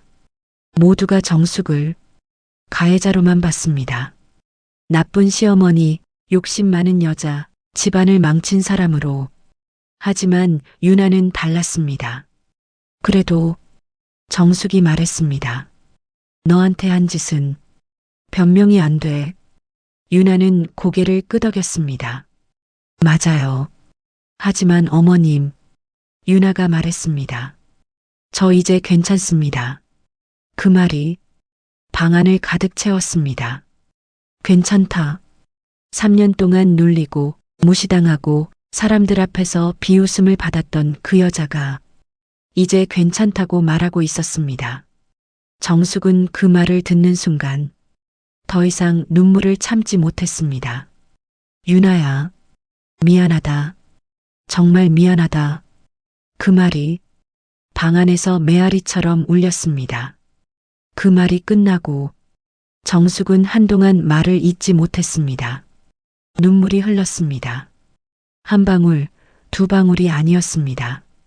오랫동안 굳어있던 것들이 한꺼번에 쏟아지는 것 같았습니다. 정숙은 떨리는 목소리로 말했습니다. 내가 오래 살아왔는데 이렇게 앉아서 보니까 내 삶이 송두리째 잘못돼 있었구나. 그 말은 누군가를 향한 말이 아니었습니다. 평생을 살아온 자신에게 처음으로 하는 말이었습니다. 체면이 전부인 줄 알았어. 이름이 전부인 줄 알았고 그게 지켜지면 다 괜찮은 줄 알았어. 정숙은 지금 자신의 삶 전체를 되짚고 있었습니다. 40년간 이 집안의 안주인으로 살아오면서 당연하게 여겼던 것들. 며느리는 시키면 하면 되고 아랫사람은 눌러야 말을 듣고 집안의 이름은 무슨 수를 써서라도 지켜야 한다고 믿었던 것들. 그 모든 것이 지금 이 순간 얼마나 틀린 것이었는지 선명하게 보였습니다. 유나야, 정숙이 말했습니다. 너도 누군가의 딸이잖아. 아버지한테 이쁜 딸이잖아. 목이 메었습니다. 근데 나는 그걸 한 번도 생각 안 했어. 그냥 내 며느리니까, 내 집에 들어온 사람이니까. 그렇게만 봤어. 그 말 안에 정숙의 가장 큰 잘못이 담겨 있었습니다. 유나를 사람으로 보지 않은 것, 누군가의 소중한 딸이라는 것을, 상처받을 수 있는 사람이라는 것을 한 번도 생각하지 않은 것, 그것이 모든 잘못의 시작이었습니다. 로봇도 아닌데 정숙이 중얼거렸습니다. 새벽부터 밤까지 시키고 말 한마디로 짓누르고 얼마나 힘들었을꼬. 그 말은 며느리에게 하는 말이 아니었습니다.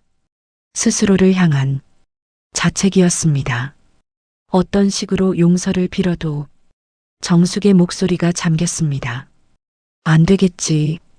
내가 받은 상처에 비하면 내가 함부로 용서해달라는 말조차 꺼낼 자격이 없구나. 그것은 진심이었습니다. 평생 자존심 하나로 살아온 여자가 지금 이 순간만큼은 그 자존심을 완전히 내려놓고 있었습니다. 용서를 구할 자격조차 없다고 말하는 것, 그것이 오히려 가장 진실한 사과였습니다. 정숙은 유나의 손을 조심스럽게 잡았습니다. 차갑고 떨리는 손이었습니다. 내가 남은 생을 너한테 속죄하면서 살아가마. 그게 전부라도 해야겠다. 정말 미안하다, 유나야. 정말로. 그 손이 유나의 손 위에서 오랫동안 떨고 있었습니다. 40년간 군림해온 손, 며느리를 함부로 대했던 손, 이강석에게 이 집안을 넘겨준 손이 지금 이 순간 용서를 구하며 떨고 있었습니다. 유나는 그 손을 뿌리치지 않았습니다. 그저 가만히 받아주었습니다. 그리고 그 말 뒤에 정숙이 고개를 숙였습니다. 깊이, 아주 깊이 무릎을 꿇은 채로 이마가 바닥에 닿을 만큼 40년간 이 집안의 안주인으로 한 번도 고개를 숙이지 않았던 여자가 지금 이 순간 진심으로 고개를 숙이고 있었습니다. 유나는 그 모습을 바라봤습니다. 오랫동안 바라봤습니다. 그리고 천천히 손을 뻗었습니다. 정숙의 어깨 위에 조용히 손을 올렸습니다. 어머님, 고개 드세요. 정숙이 고개를 들었습니다. 눈이 빨갛게 부어 있었습니다. 유나도 눈물이 흘렀습니다. 하지만 그 눈물 속에서 유나는 웃었습니다. 3년 만에 처음으로 짓는 진짜 웃음이었습니다. 이제 됐습니다. 그 한마디가 두 사람 사이에 쌓인 모든 것을 조용히 녹였습니다. 원망도, 분노도, 미안함도 다 녹이는 말이었습니다. 이제 됐습니다. 정숙은 그 말을 듣고 손으로 얼굴을 감쌌습니다. 소리도 없이 어깨가 흔들렸습니다. 유나는 그 옆에 조용히 앉아 있었습니다. 서두르지 않았습니다. 그저 곁에 있었습니다. 한참이 지났습니다. 정숙이 눈물을 닦으며 작게 물었습니다. 앞으로 어떻게 할 거니? 유나는 잠시 생각했습니다. 그리고 말했습니다. 아버지 곁으로 돌아갈 거예요. 오래 비워뒀으니까요. 정숙이 고개를 끄덕였습니다. 그래야지. 그래야 해. 잠시 침묵이 흘렀습니다. 그리고 정숙이 아주 조심스럽게 물었습니다. 가끔은 연락해도 되겠니? 그 물음은 작고 조심스러웠습니다. 오랫동안 군림해온 여자가 처음으로 허락을 구하는 목소리였습니다. 유나는 잠시 정숙을 바라봤습니다. 그리고 말했습니다. 네, 연락 주세요. 그 짧은 대답에 정숙의 얼굴이 조금 풀렸습니다. 굳어있던 것들이 조금씩 내려가는 얼굴이었습니다. 유나는 자리에서 일어났습니다. 그리고 창가의 화분을 바라봤습니다. 이 화분은 어머님이 키워주세요. 정숙이 그 화분을 바라봤습니다. 내가 3년 동안 혼자 잘 컸어요. 이제는 누군가가 봐줬으면 해서요. 그 말이 단순히 화분 이야기가 아니라는 것을 두 사람 모두 알고 있었습니다. 유나는 방을 나섰습니다. 복도에서 도윤이 기다리고 있었습니다. 그는 아무 말도 하지 않고 유나의 손을 잡았습니다. 유나는 그 손을 꼭 잡았습니다. 두 사람은 함께 그 집의 문을 나섰습니다. 한남동의 늦은 오후 햇빛이 두 사람의 등 위로 내렸습니다. 유나는 걸으면서 아버지에게 전화를 걸었습니다. 신호가 갔습니다. 그리고 아버지가 받았습니다. 아버지, 저 이제 다 끝났어요. 전화기 너머에서 잠시 침묵이 흘렀습니다. 그리고 아버지의 목소리가 들렸습니다. 고생했다. 딱 3글자였습니다. 하지만 그 3글자에 모든 것이 담겨 있었습니다. 유나의 눈에서 눈물이 흘렀습니다. 이번 눈물은 아프지 않았습니다. 오랫동안 참아온 것들이 비로소 제자리를 찾는 그런 눈물이었습니다. 도윤이 말없이 유나의 어깨를 감쌌습니다. 두 사람은 그렇게 한남동 골목길을 함께 걸어 내려갔습니다. 뒤를 돌아보지 않았습니다. 이제 앞만 보면 됐습니다. 3년이라는 시간이 마침내 끝났습니다. 복수도 끝났고 기다림도 끝났고 연기도 끝났습니다. 이제 남은 건 진짜 삶이었습니다. 그리고 그 진짜 삶의 첫걸음을 유나는 지금 이 골목길 위에서 내딛고 있었습니다. 오늘 유나의 이야기 어떠셨나요? 3년이라는 긴 시간 동안 조용히 묵묵히 모든 것을 견뎌낸 한 여자의 이야기였습니다. 유나는 복수를 설계했습니다.